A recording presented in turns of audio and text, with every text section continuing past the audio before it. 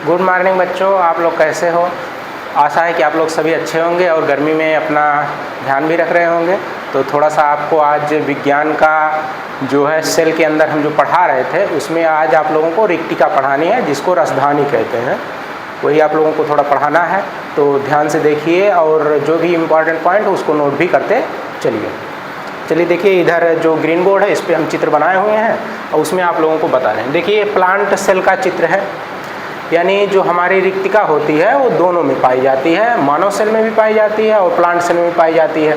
बस मानव सेल में रिक्तिका जो होती है थोड़ी छोटी होती है और प्लांट सेल वाली रिक्तिका थोड़ा बड़ा होता है, यानी लगभग सेल का 90% हिस्सा भी उसमें आ सकता है। और उसमें जो होता है पानी, ज़्यादा मात्रा में पानी होता है। वैसे कई चीज़ें पाई जाती हैं, जैसे उसमें प्रोटीन होती है और कार्बोहाइड्रेट भी होता है, एमिनो एसिड भी होता है। तो इसमें लिख दे रहे हैं इसके अंदर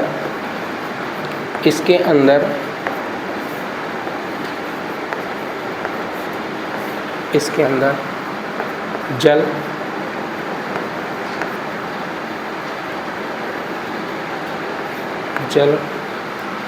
प्रोटीन, एमिनो अम्ल,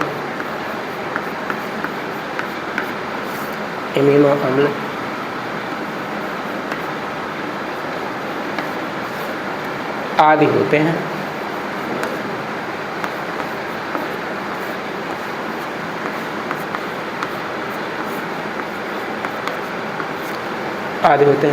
देखिए, इसकी खोज जिन्होंने जीवित प्लांट सेल की खोज की थी, यानी ल्यूएनहॉक, प्लांट सेल नहीं जीव सेल की खोज की थी ल्यूएनहॉक ने, उन्हीं ने इनकी भी खोज की है, यानी इस जो रिक्तिका होती है उसकी भी खोज की है। इसको कई नामों से जाना जाता है। इसे रसधानी भी कहते हैं, इंग्लिश में इसे वैक्यूओल कहा जाता है और सामान्य भाषा में इसे रिक्तिका कहा जाता है। रिक्तिका का मतलब रिक्त स्थान होता है जो कोशिका में, जिसमें द्रव भरा रहता है, ज़्यादातर द्रव ही रहता है। यह हमारे कोशिका का संरक्षण भी करती है और कोशिका को, जैसे अगर कोशिका आकार में बड़ी हो रही है तो इसका ज़्यादा भाग होता है, क्योंकि प्लांट सेल में पानी की आवश्यकता बहुत ज़्यादा होती है, इसीलिए प्लांट सेल में रिक्तिका ज़्यादा बड़ी होती है। और मानव सेल में पानी की थोड़ा कम आवश्यकता होती है, इसलिए छोटी होती है। लेकिन मानव सेल में कई रिक्तिका होती है, यानी प्लांट के अंदर 2 ही रिक्तिकाएँ लगभग हो सकती हैं, या तो 1 या तो 2 होंगी। और मानव सेल में तो बहुत सारी रिक्तिकाएँ होती हैं। तो इसमें हम इसके जो कार्य हैं वो लिख दे रहे हैं और इसकी खोज जो है ल्यूएनहॉक महोदय ने किया था, तो खोज भी लिख दे रहे हैं यहाँ पर।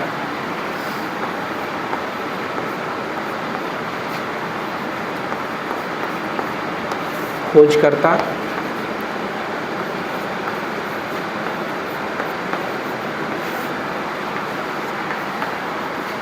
ल्यूएनहॉक, इनका पूरा नाम है एंटोनी वान ल्यूएनहॉक। इन्होंने इसकी खोज की थी। यह बहुत महत्वपूर्ण कार्य करता है, यानी इसके जो कार्य हैं, इसके कार्य भी बहुत महत्वपूर्ण है कोशिका के लिए। यह कोशिका को सुरक्षा भी प्रदान करता है, यानी हमारी कोशिका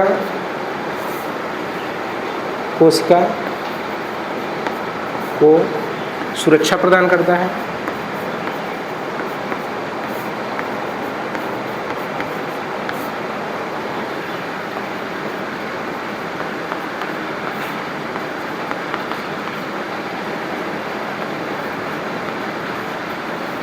दूसरा, जैसे हमारी कोशिका में कोई भी उत्सर्जी पदार्थ अगर बनता है तो उस उत्सर्जी पदार्थ को रिक्तिका एब्जॉर्ब करके उसको पचा लेती है अपने अंदर, जिससे हमारी कोशिका मतलब खराब नहीं होती।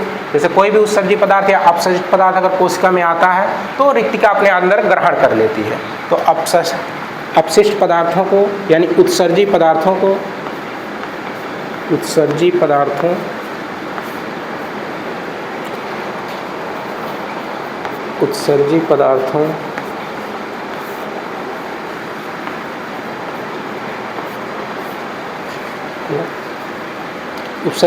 का संश्लेषण करती है।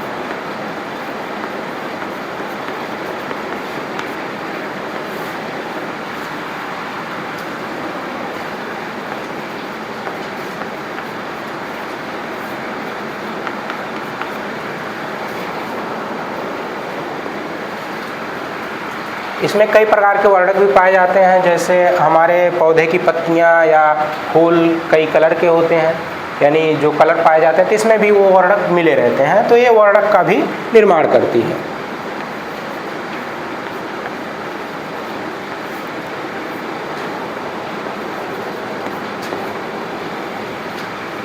वर्णक का रख रखाव करती है।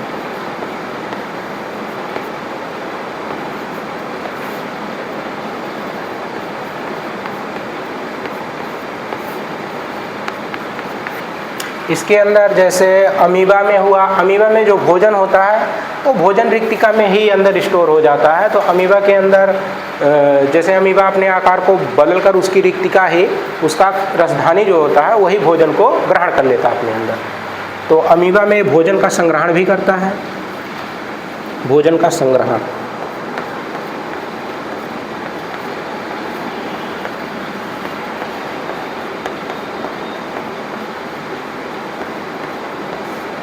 भोजन का संग्रहण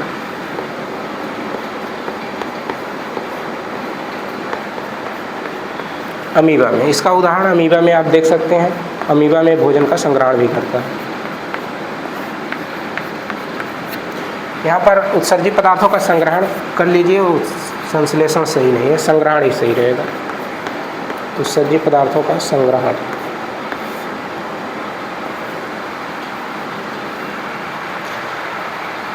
तो हमारी रिक्तिका है, यानी कोशिका के अंदर पाई जाती है। इसको फिर से एक बार बता दे रहे हैं।